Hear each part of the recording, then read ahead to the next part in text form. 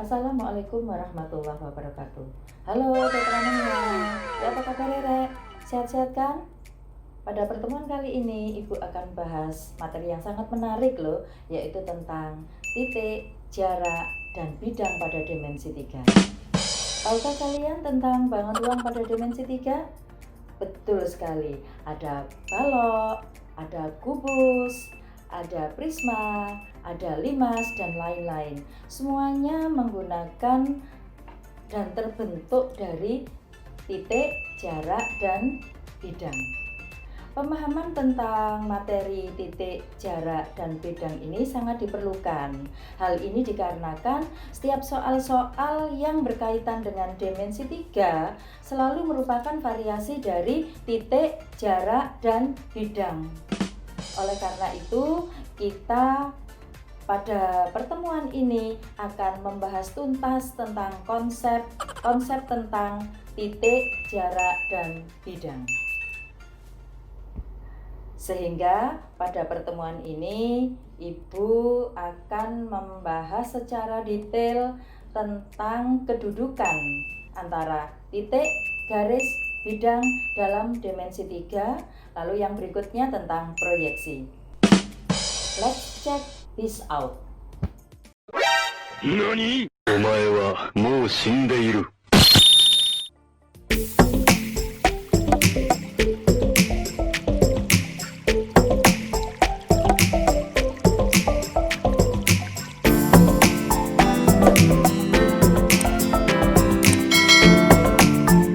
Ya apa Rek? Siap tak? Ya, kita mulai ya tentang dimensi 3. Kita akan mempelajari tentang bagaimana cara mendeskripsikan jarak dalam ruang, yaitu yang kita bahas tentang jarak antar titik, jarak antara titik ke garis, dan jarak antara titik ke bidang. Dua materi pada pertemuan kali ini yang kita pelajari tentang kedudukan titik, garis, dan bidang pada bangun ruang. Nah, pada materi yang pertama ini kita membahas 5 submateri. Yang pertama tentang kedudukan titik terhadap garis, ada 2, yaitu kedudukan titik yang terletak pada garis dan kedudukan titik yang terletak di luar garis. Lalu yang kedua, kedudukan titik terhadap bidang. Itu juga ada 2 nanti yang kita pelajari tentang kedudukan titik terhadap atau yang terletak pada bidang dan kedudukan titik yang terletak di luar bidang. Kemudian yang ketiga, kita nanti akan mempelajari tentang kedudukan garis terhadap garis. Ya, jadi kedudukan garis terhadap garis nanti ada 4 hal yang kita pelajari. Bagaimana kedua garis itu berimpit, sejajar, berpotongan, dan bersilangan. Lalu yang keempat, kita juga akan mempelajari tentang kedudukan garis terhadap bidang. Ada 2, garis yang terletak pada bidang, garis yang sejajar dengan bidang, garis yang menembus bidang. Dan yang terakhir kita mempelajari tentang kedudukan bidang terhadap bidang. Nanti kita akan mempelajari bagaimana 2 bidang itu berimpit, ya. Contoh-contohnya apa saja, lalu kedua bidang itu sejajar dan kedua bidang itu berpotongan. Oke, kita mulai yang pertama.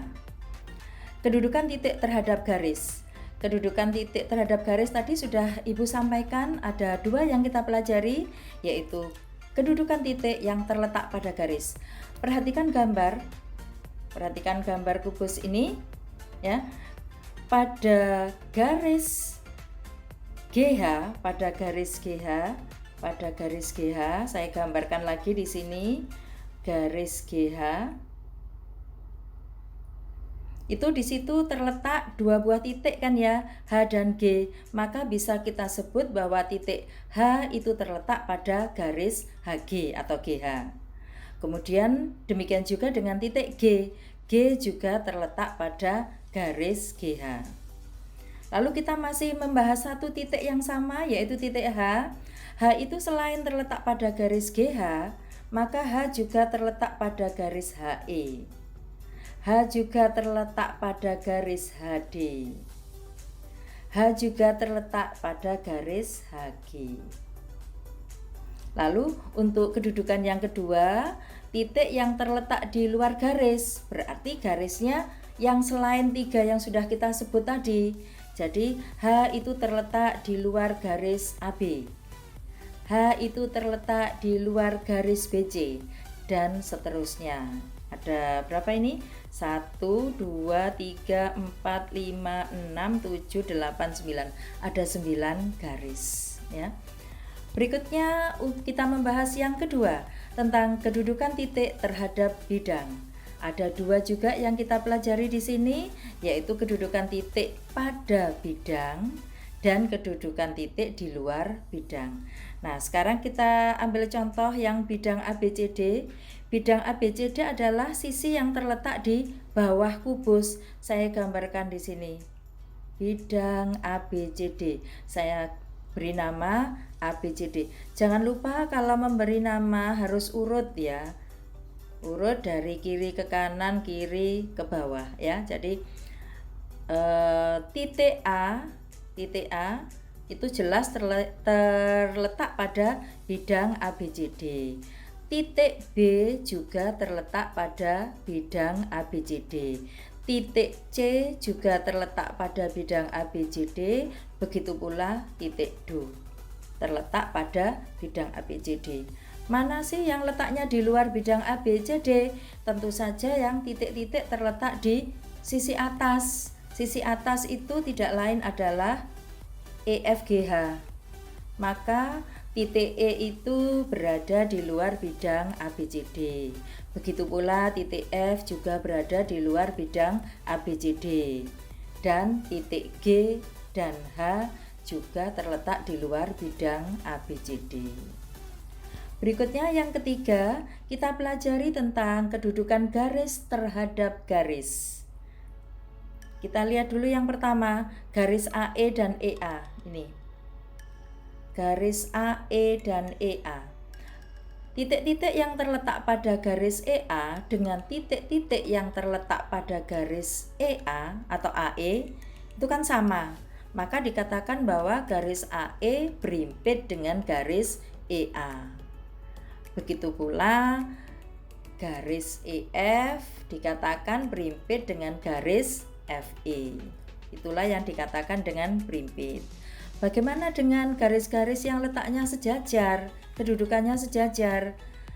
Untuk 2 garis yang dikatakan sejajar itu punya syarat 2 garis tersebut kalau diperpanjang tidak akan bertemu di satu titik. Atau bisa juga dikatakan bahwa kedua garis yang sejajar itu dimanapun tempatnya memiliki jarak yang sama. Contohnya seperti rel kereta. Jadi itu rel kereta itu kan sejajar relnya. Ya, jadi dimanapun tempatnya jaraknya tetap sama.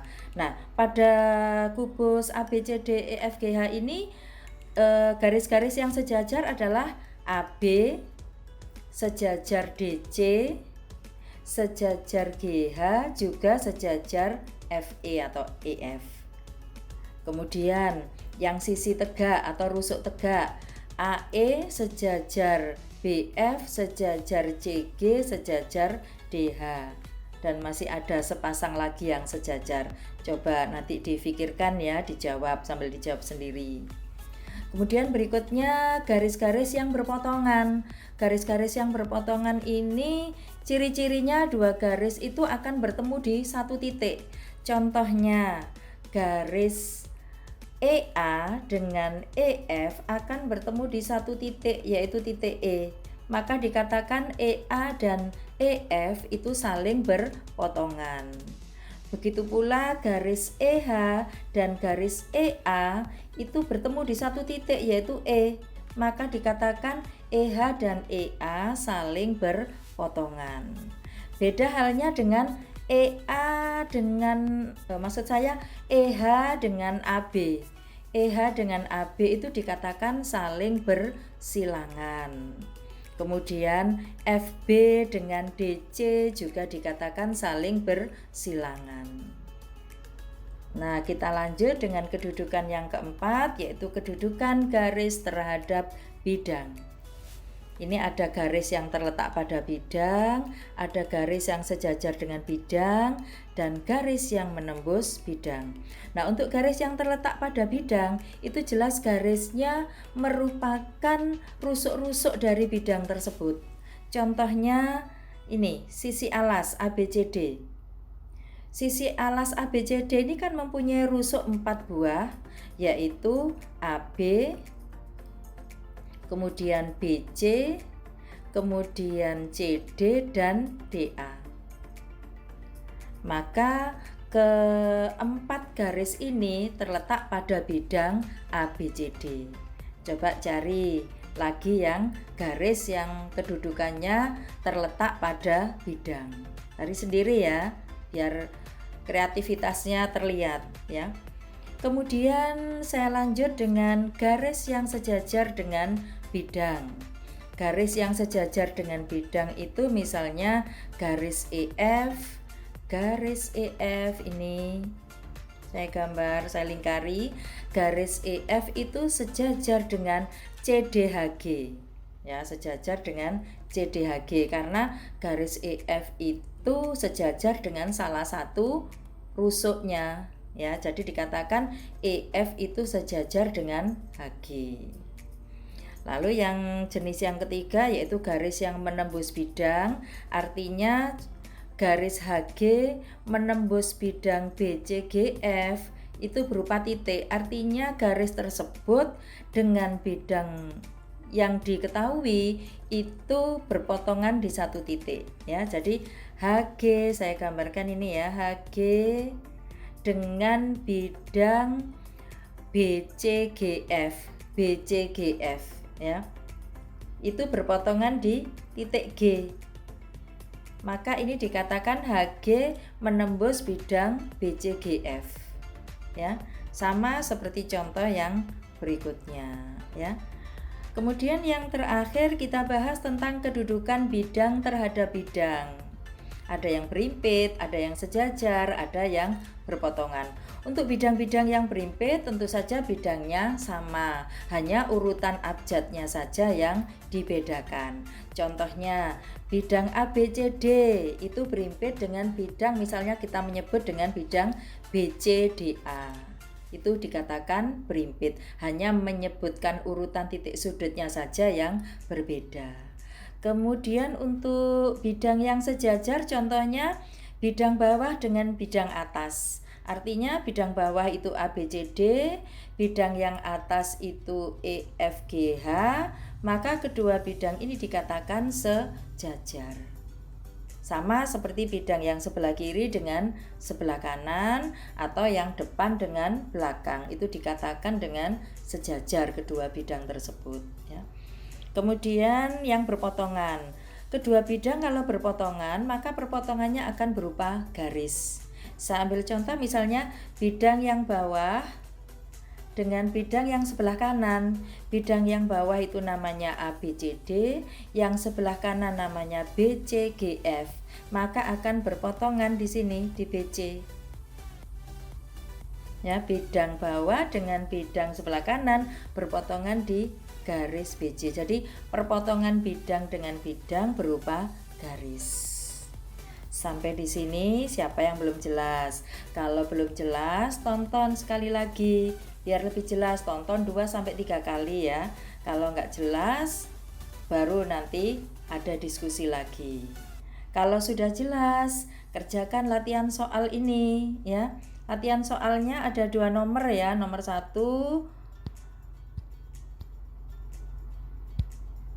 dan nomor 2 ya, silakan dikerjakan. Nah, sebelum kalian mengerjakan tugas nomor 1 dan 2, saya lanjut tentang proyeksi.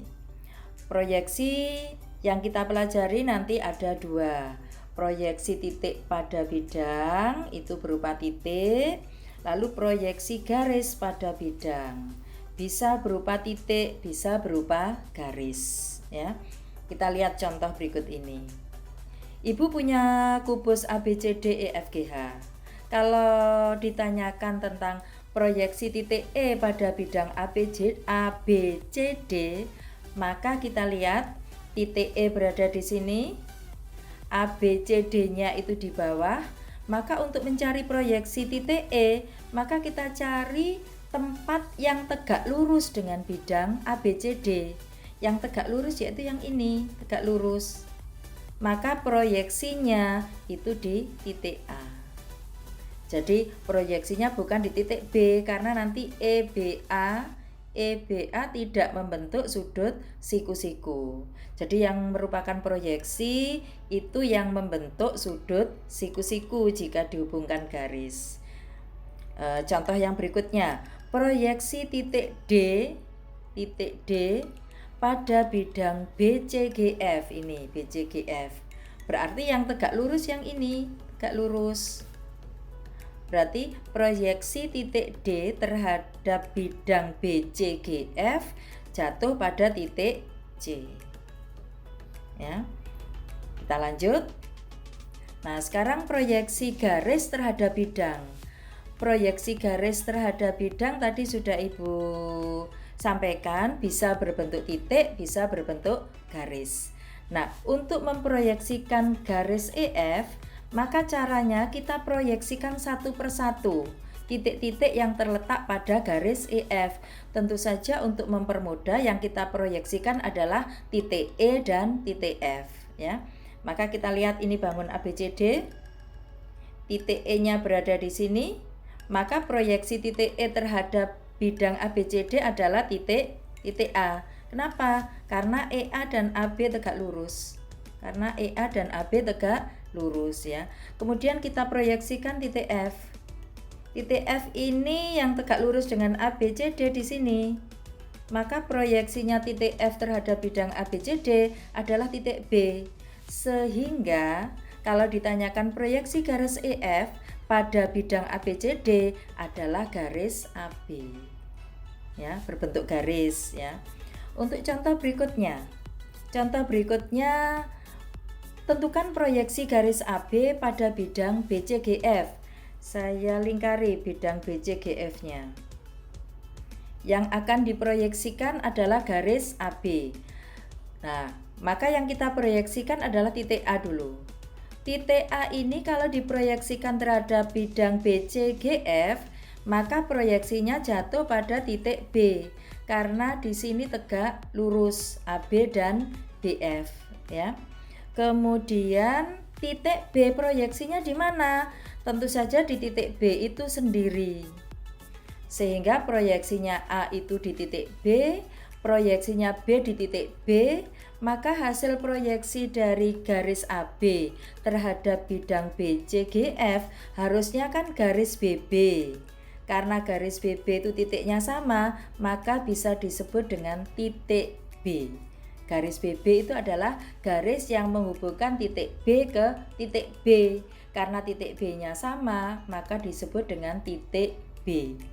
Jadi, proyeksi garis AB terhadap bidang BCGF adalah titik B. Berikutnya contoh yang terakhir. Contoh yang terakhir. Kita lihat di sini ada bidang BDHF, ya. Bidang BDHF itu bidang apa namanya? Bidang diagonal 100, ya. Nah, sekarang kita akan proyeksikan garis AB terhadap bidang BDHF.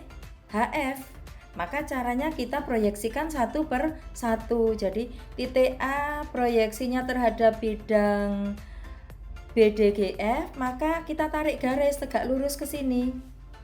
Jadi A aksen ini merupakan hasil proyeksi dari titik A terhadap bidang BDHF. Lalu titik B kalau kita proyeksikan, karena titik B itu terletak pada bidang, maka hasil proyeksinya adalah titik B itu sendiri, ya. Maka proyeksi garis AB terhadap bidang BDHF adalah garis A aksen B. Sampai di sini jelas bukan? Nah, sekarang tinggal mengerjakan latihannya. Latihannya nomor 1, nomor 2 silakan dikerjakan, dikumpulkan sesuai dengan batas waktu yang sudah kita sepakati bersama. Jangan lupa kalau suka, like, komen, dan share ke teman-teman kalian. Ibu tunggu jawaban kalian di email Ibu. Sampai jumpa.